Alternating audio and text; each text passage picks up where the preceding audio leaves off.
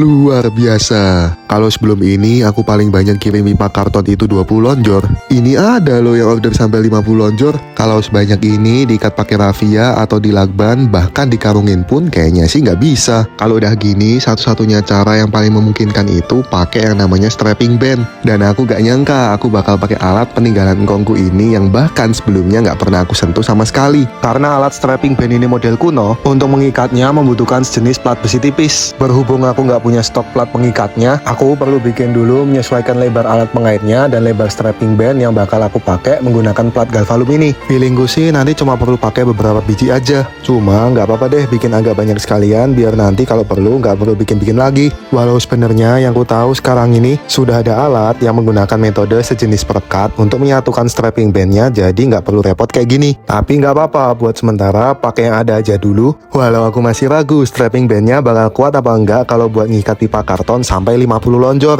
Nah, ini mau percobaan dulu ngikat 10 pipa karton dan ternyata nggak sulit juga pakai alat ini. Tinggal tarik, jepit, genjot, habis itu dipotong. Terakhir dijepit pakai plat galvalum yang tadi kita siapkan. Kalau dilihat sih kelihatannya aman-aman aja ya. Tapi ternyata sesuai dugaan, karena sisinya itu berbentuk lingkaran dan bukan sudut seperti kardus pada umumnya, jadi licin dan melucut ikatannya. Yang nggak disangka, kesalahan barusan malah jadi celah buat masukin pipa kartonnya lebih banyak sampai terisi penuh dan benar-benar kencang. Dan yang bikin seru itu, buat making orderan ini, papa, cici, sama koko ipar sampai turun tangan. Nah, ini sudah jadi 35 lonjor dan ternyata aman. Sekarang masih ada sisa 15 lonjor yang harus disatuin. Biar lebih mudah, aku ikat dulu pipa kartonnya, baru setelah itu aku ikat lagi pakai strapping band. Ya, dengan cara ini aku berharap ikatan dari strapping bandnya itu bisa kencang. Dan untungnya karena celah antara pipa kartonnya itu sudah terisi dan mengunci satu sama lain, strapping bandnya nggak melucut kayak awal tadi. Dan setelah itu aku coba tes dan sekilas sih kelihatannya aman. Tapi yang jelas syukurlah barang ini sampai di alamat customer dengan selamat tanggal 28 Mei kemarin. Well, sekian video dari aku. Semoga video ini bermanfaat. See you on next video dan jadi deh.